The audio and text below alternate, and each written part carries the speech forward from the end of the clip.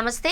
ఆంధ్రప్రదేశ్ రాజధాని అమరావతిని గుంటూరు, విజయవాడకు అనుసంధానం చేస్తూ కొత్తగా నిర్మించే రైల్వే లైను పనులకు కేంద్ర ప్రభుత్వం కొన్నాళ్ల క్రిందటే పచ్చజెండా ఊపింది. ఖమ్మం జిల్లాలోని ఎర్రుపాలెం నుంచి అమరావతి మీదుగా నంబూరు వరకు ఈ లైన్ నిర్మిస్తారు. నంబూరు నుంచి గుంటూరు వైపు వెళ్లే రైళ్లు, విజయవాడ వైపు వెళ్లే రైళ్లు చీలిపోతాయి.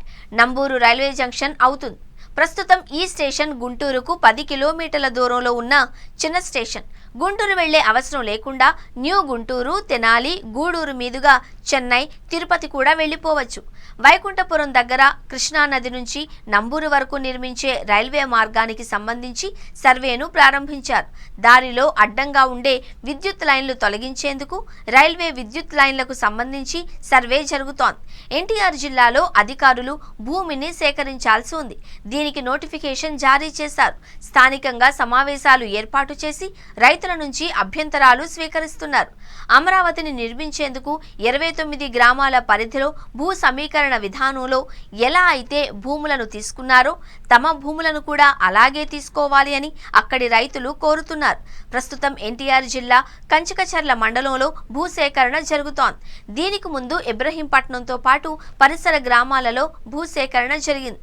రైల్వేలో తమ కుటుంబ సభ్యులకు ఒకరికి ఉద్యోగాలు ఇవ్వాలి అని కోరుతున్నారు. అలాగే కొన్ని గ్రామాలకు రోడ్ల మరమ్మతులు నిర్వహించడంతో పాటు కొత్త రహదారులు వేయాలి అని డిమాండ్ చేస్తున్నారు.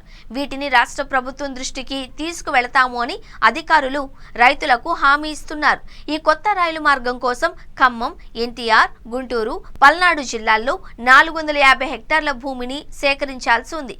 ఎర్రుపాలెం వద్ద మొదలయ్యే ఈ రైల్వే మార్గంలో పెద్దాపురం, చెన్నారావుపాలెం, గొట్టిముక్కల, పరిటాల, కొత్తపేట, వడ్డమాను, అమరావతి, తాడికొండ, కొప్పురావుకు కొత్తగా స్టేషన్లు వస్తాయి.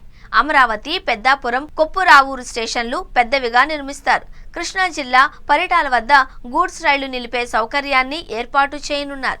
ఈ ప్రాజెక్టు మొత్తంలో హైలైట్ అంశం ఏంటి అంటే కొత్తపేట, వడ్డమాను మధ్య కృష్ణా నదిపై 3.2 కిలోమీటర్ల మేర వంతెన నిర్మిస్తారు.